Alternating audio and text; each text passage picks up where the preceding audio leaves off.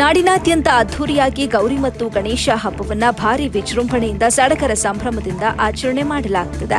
ದಾವಣಗೆರೆ ಜಿಲ್ಲೆಯ ಹರಿಹರ ತಾಲೂಕು ಹರಿಹರ ನಗರದಲ್ಲಿ ತುಂಗಭದ್ರಾ ಲಾರಿ ಚಾಲಕರು ಮತ್ತು ಮಾಲೀಕರ ಸಂಘದಿಂದ ಹಾಗೂ ಶ್ರೀ ಹರಿಹರೇಶ್ವರ ಟ್ಯಾಕ್ಸಿ ಚಾಲಕರು ಮತ್ತು ಪಾಲಕರ ಸಂಘದ ಹಿಂದೂ ಮುಸ್ಲಿಂ ಬಂಧುಗಳಿಂದ ಸೌಹಾರ್ದತೆ ಮತ್ತು ನಗರದ ಬಹುತೇಕ ಬಡಾವಣೆಗಳಲ್ಲಿ ಅದ್ದೂರಿಯಾಗಿ ಗೌರಿ ಮತ್ತು ಗಣೇಶ ಹಬ್ಬವನ್ನು ಆಚರಣೆ ಮಾಡಿದ್ದಾರೆ. ಕೆಲವೊಂದು ಕಡೆ ಲಘು ಉಪಹಾರ ಮತ್ತು ಅನ್ನ ಸಂತರ್ಪಣೆ ಕೂಡ ಆಯೋಜನೆ ಮಾಡಲಾಗಿತ್ತು.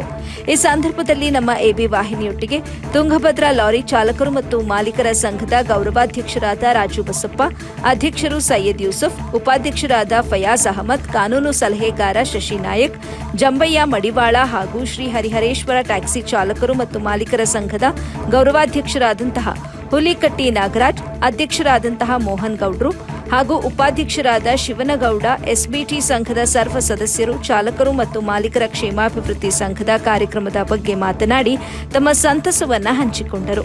ವರದಿ ಸೈಯದ್ ಶಾಮೀರ್, ಎಬಿ ನ್ಯೂಸ್ ಕನ್ನಡ, ಹರಿಹರ.